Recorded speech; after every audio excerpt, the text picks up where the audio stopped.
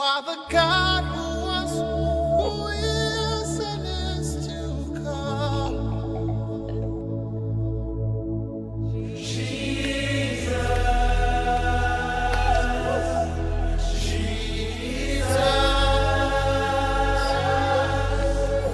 And in you I trust.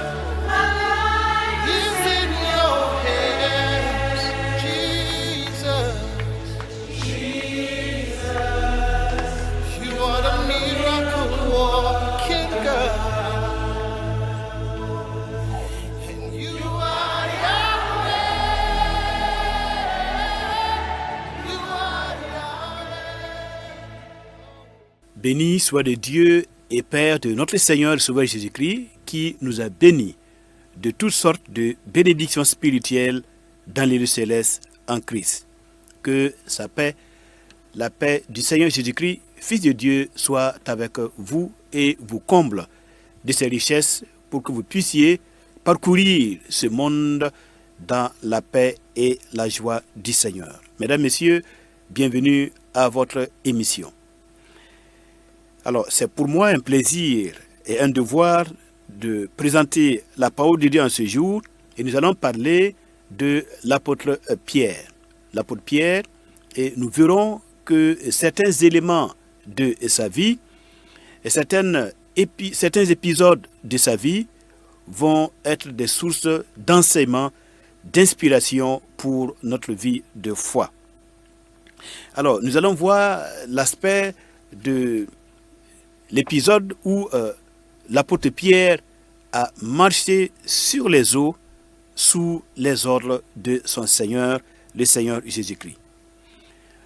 Mais je voulais tout de suite dire que la vie de foi dans laquelle nous sommes engagés, parfois cette vie de foi donne l'impression de sortir ou de descendre d'un bateau et de marcher sur les eaux.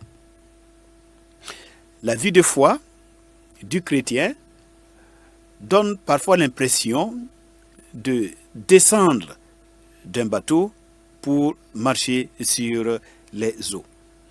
Simon Pierre a appelé le Seigneur qui marchait sur l'eau. Il lui a dit, « Maître, si c'est toi, commande-moi de venir à toi sur l'eau. » Nous lisons cela dans Matthieu au chapitre 14, le verset 28. Matthieu 14, 28. « Maître, si c'est toi, commande que je vienne à toi sur l'eau. » Alors, le maître lui a dit de venir. Le maître lui a dit, viens. Maintenant, Pierre, prudemment, il va enjamber le bateau, et dès lors qu'il sort du bateau, de la pirogue, eh bien, il pose les premiers pas sur l'eau et il sent que les eaux sont solides sous ses pieds. Et donc, il fait quelques pas hésitants vers le maître, vers le Seigneur. Et il se rend compte du vent et des vagues qui déferlaient sur lui et autour de lui.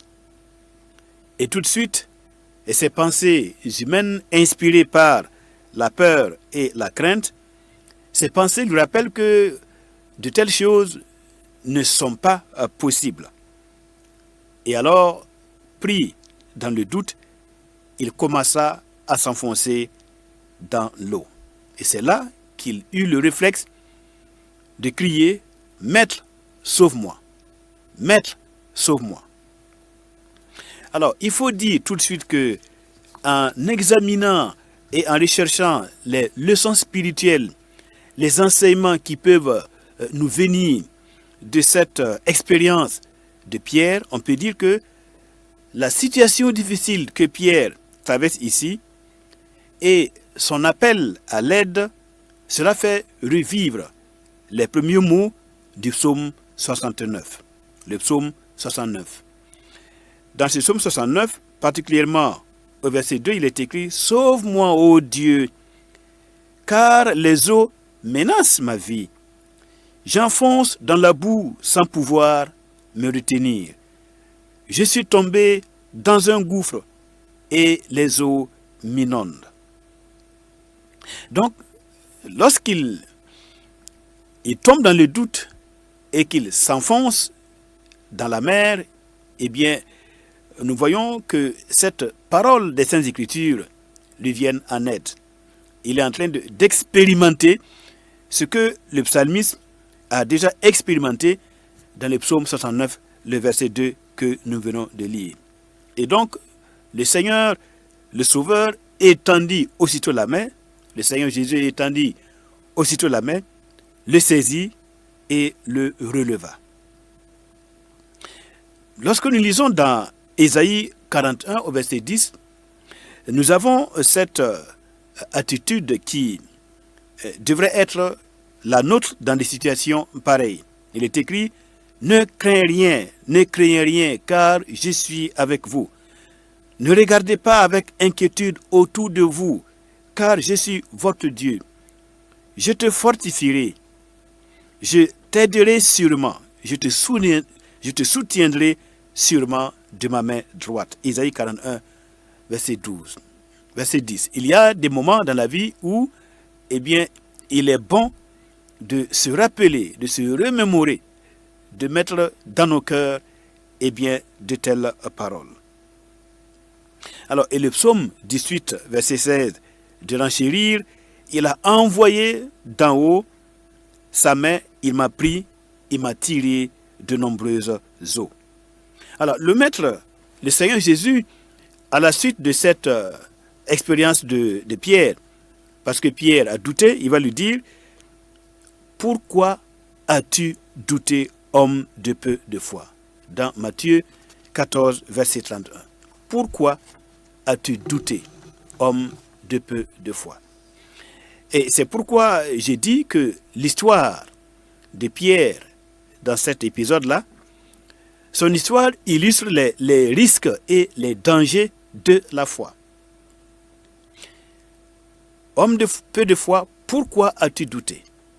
Eh bien, parce que, vous voyez, la foi n'est pas toujours sans danger et sans risque.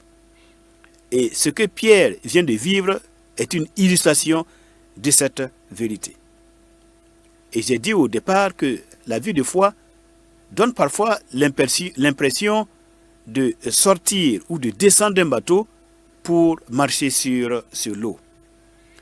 Vous savez, le vent, les vagues de la vie impressionnent et consternent souvent l'homme de foi. Et il peut lui arriver de sombrer dans le doute. Mais, à son grand bonheur, il y a un Seigneur, il y a un Sauveur, il y a le Maître des temps et des circonstances qui domine sur toutes choses. Il y a le Maître qui est là avec sa main puissante pour le sauver, le secourir et le rétablir. Il faut dire que, en ce qui concerne Pierre, la foi de Pierre dans son ensemble surpassait celle des autres apôtres qui accompagnaient le Seigneur. On peut le dire ainsi parce que des 12 apôtres, Pierre a été le seul à risquer de sortir de la barque. Tous les autres sont restés dans la barque et personne n'a pris le risque de quitter la barque. Maintenant, on sait aussi que ce qui lui est arrivé par la suite, le fait qu'il s'enfonce, que le Seigneur lui prenne la main et qu'il le remette dans la pirogue ou dans le bateau et que la pirogue accoste immédiatement au lieu où ils allaient, tout cela, eh bien, ça présageait ou ça annonçait certains éléments de la vie de Pierre à venir. Voilà, cette séquence-là est une illustration, voilà, de ce qui va arriver à Pierre en tant que le premier des disciples du Seigneur. Et c'est dans cela, à travers cela, que nous allons apprendre beaucoup de choses qui concernent notre vie de foi. Alors, on revient à Pierre pour dire ceci. Dans Matthieu au chapitre 16, du verset 13 au verset 19, nous voyons l'apôtre Pierre qui fait la différence d'avec les autres apôtres il confesse sa foi dans le Messie. Matthieu 16, 13 à 19. Là, il fait la différence d'avec les autres. Il est celui qui va proclamer ouvertement sa foi en Jésus comme étant le Messie, le Fils de Dieu. Jésus étant arrivé dans le territoire de Césarée de Philippe, demanda à ses disciples, « Qui dit-on que je suis, moi, le Fils de l'homme » Ils répondirent, « Les uns disent que tu es Jean-Baptiste, les autres Élie, les autres Jérémie ou l'un des prophètes. Et vous, leur dit-il, qui dites-vous que je suis ?» Simon-Pierre répondit. Vous voyez, donc on voit l'audace et la foi de Pierre. Les autres se taisent, hein, mais Pierre va se jeter à l'eau, comme on l'a vu au niveau de la pirogue. Simon-Pierre répondit, « Tu es le Christ, le Fils du Dieu vivant. » Jésus, le Seigneur, reprenant la parole, lui dit, « Tu es heureux, Simon, fils de Jonas, car ce ne sont pas la chair et le sang qui t'ont révélé cela, mais c'est mon Père qui est dans les cieux. Et moi, je te dis que tu es Pierre, et que sur cette pierre, je bâtirai mon église. Et que les portes du séjour des morts ne prévaudront point contre elle. Je te donnerai les clés du royaume des cieux. Ce que tu liras sur la terre sera lié dans les cieux, et ce que tu délieras sur la terre sera délié dans les cieux. » Donc là, on voit la force de caractère, la foi, le courage de Pierre. Il fait vraiment exception, voilà, parmi le lot des disciples, des apôtres. Mais on va voir que dans la suite, notamment dans Luc 22, verset 54 au verset 62, quelque chose va se passer dans la vie de Pierre, malgré son courage, sa force et sa vaillance. Luc 22, 54 à 62. Après avoir saisi Jésus, ils l'emmenèrent et le conduisirent dans la maison du souverain sacrificateur. Pierre suivait de loin. Ils allumèrent du feu au milieu de la cour et ils s'assirent. Pierre s'assit parmi eux. Une servante qui le vit assis devant le feu fixa sur lui les regards et dit, « Cet homme était aussi avec lui. » Mais il le nia, disant, « Femme, je ne le connais pas. » Peu après, un autre l'ayant vu dit, « Tu es aussi de ces gens-là. » Et Pierre dit, « Homme, je n'en suis point. » Environ une heure plus tard, un autre insistait, disant, « Certainement, cet homme était aussi avec lui, car il est galiléen. » Pierre répondit, « Homme, je ne sais ce que tu dis. » Au même instant, comme il parlait encore, le coq chanta. Le Seigneur, s'étant retourné, regarda Pierre. Et Pierre se souvint de la parole que le Seigneur lui avait dite, « Avant que le coq chante aujourd'hui, tu me réuniras 3 fois. » Et étant sorti, il pleura amèrement. Donc là, on voit l'apôtre Pierre, après avoir confessé avec brio, avec certitude, Jésus comme étant le Christ, le Fils du Dieu vivant. Eh bien là, comme au niveau de sa marche sur les eaux, là, il va sombrer. Il va sombrer et c'est lui qui va renier tout simplement le Seigneur 3 fois de suite. Maintenant, lisons dans Luc au chapitre 22, verset 28 au verset 32. Vous êtes de ceux qui avaient persévéré avec moi dans mes épreuves. C'est pourquoi je dispose du royaume en votre faveur.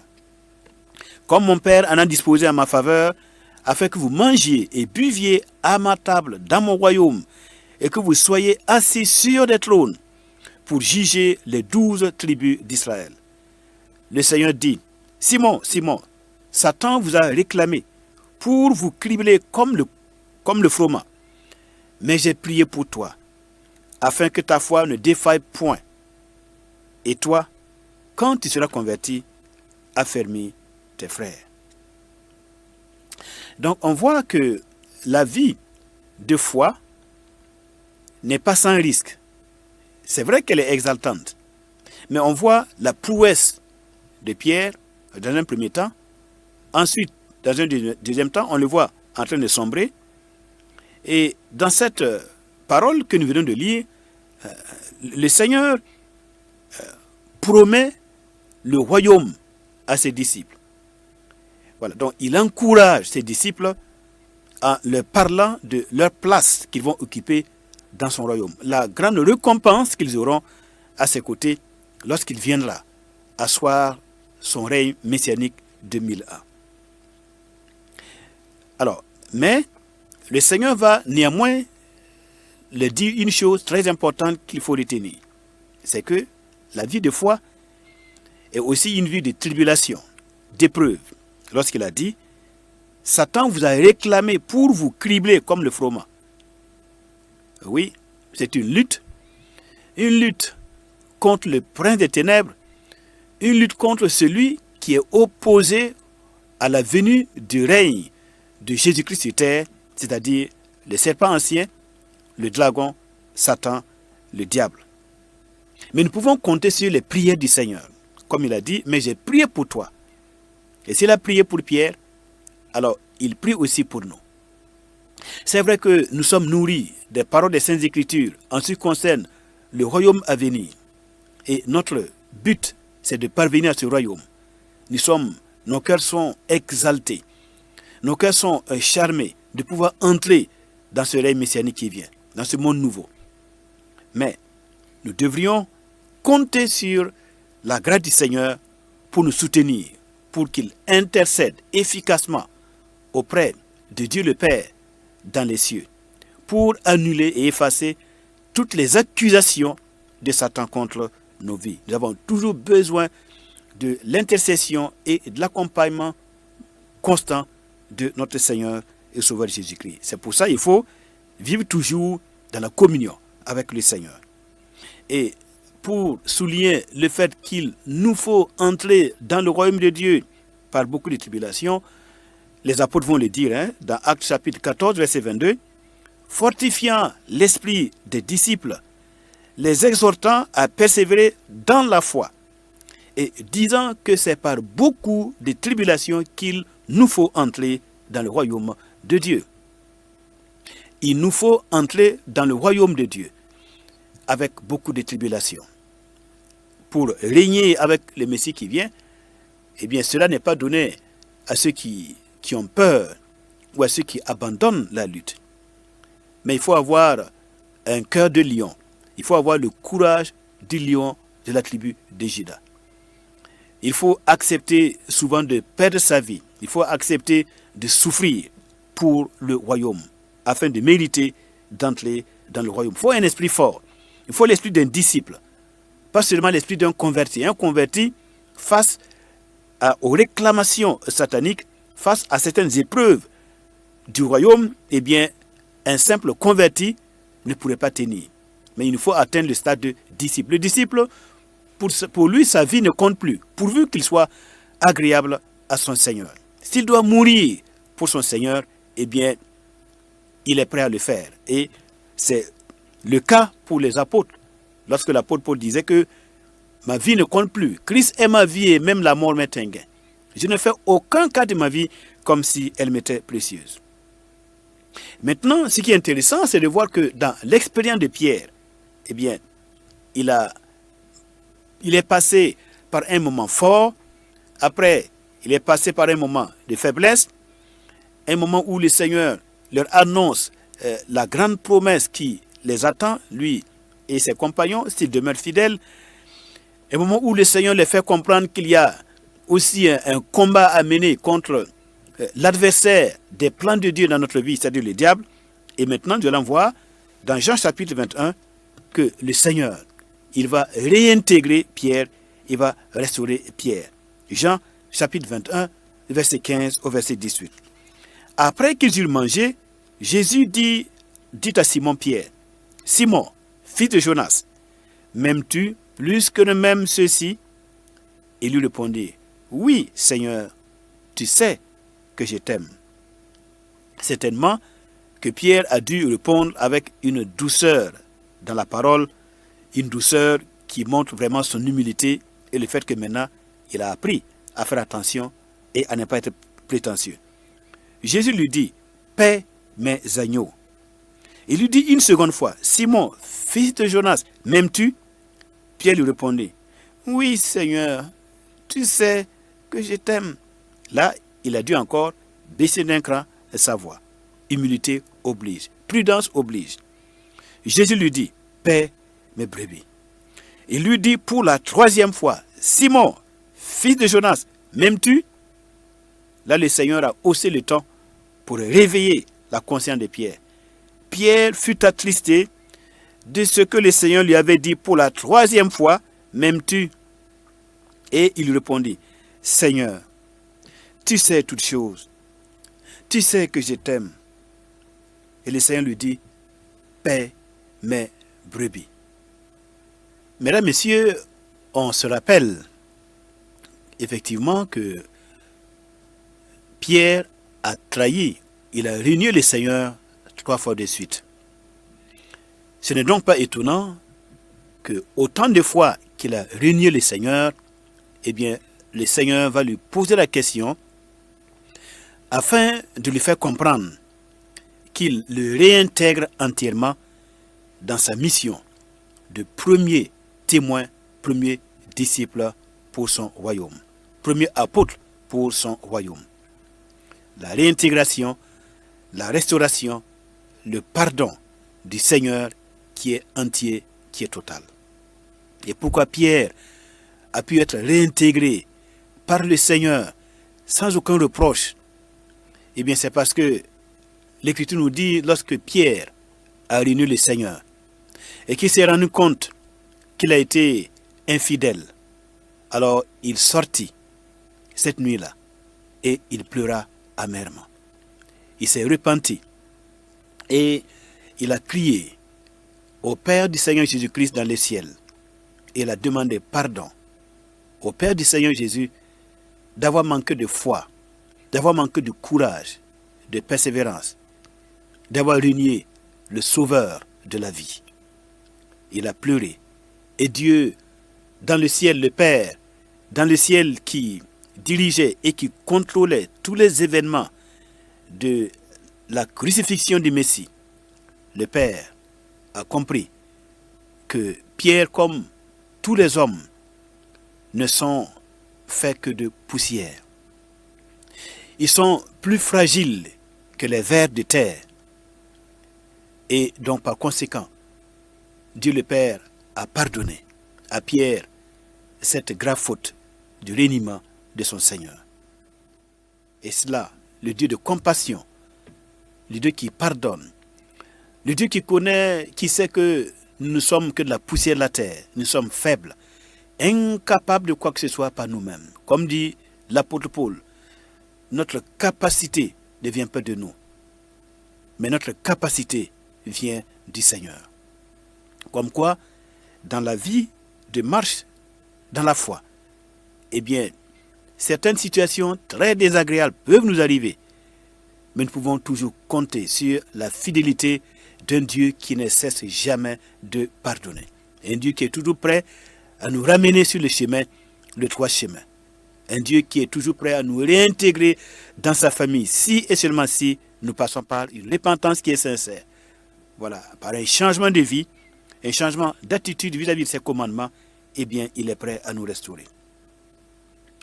Et dans cet épisode, lorsque Pierre, finalement, il a saisi la main du Seigneur, ou plutôt, le Seigneur a saisi la main de Pierre. Ils sont entrés ensemble dans le bateau, ou, si vous voulez, ils sont montés sur la pirogue. Et tout d'un coup, le vent qui se déferlait, les vagues qui étaient là, qui étaient menaçantes, le vent et les vagues se sont tus immédiatement, instantanément. Et un grand calme s'est reposé sur toute la mer. Un calme silencieux, respectueux de l'ordre que le Fils de Dieu a donné. Les vagues se sont inclinées, elles ont incliné leur tête devant la splendeur glorieuse, la splendeur glorieuse du Messie, Fils de Dieu, qui était là, celui qui domine d'une mer à l'autre. Alors, la barque a pu accoster au niveau du quai de Capharnaüm et immédiatement, la barque a atteint son lieu de destination. Alors que toute la nuit, Pierre et les disciples avaient lutté pour traverser le lac. Mais ils n'y sont pas parvenus. En un clin d'œil, cependant, en un clin d'œil, l'Esprit du Seigneur va les amener à destination. Et les vagues vont s'adoucir. Et au moment où ils arrivent sur les plages de Capharnaüm, le soleil se levait à l'horizon. Le soleil de la justice. Vous savez, la nuit est le plus souvent un symbole de notre monde. Et souvent un symbole des situations difficiles que nous traversons. La nuit est souvent le symbole d'un monde en perdition, d'un monde sans lumière, un monde de ténèbres. Selon qu'il est écrit, l'obscurité couvre les peuples et les ténèbres couvrent la surface de la terre. Mais pour ceux qui sont en communion avec le Messie, quoi qu'ils puissent expérimenter comme souffrance, comme douleur, comme échec, comme faiblesse dans le monde, eh bien, ils peuvent compter sur la présence continuelle, permanente du Fils de Dieu, qui nous accompagne de manière invisible. Souvent, il se révèle par des miracles visibles.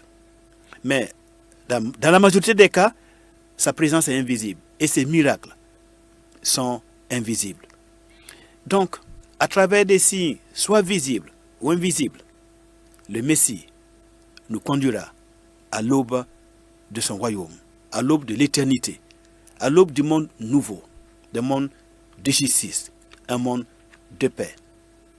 Un monde qui sera marqué par une connaissance profonde de l'éternel Dieu et de sa justice, de sa volonté. Un monde qui rendra finalement la gloire à l'éternel Dieu. Un monde qui va sanctifier le saint nom de son Créateur. Un monde qui lui sera entièrement soumis et le péché aura disparu.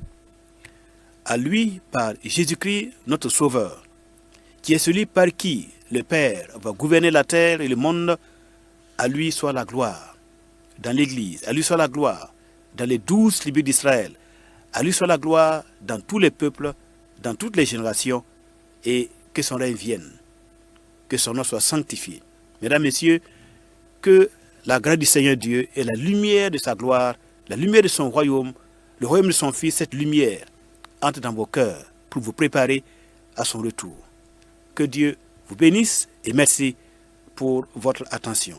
Que Dieu vous bénisse dans le précieux nom du Seigneur Jésus-Christ. Amen.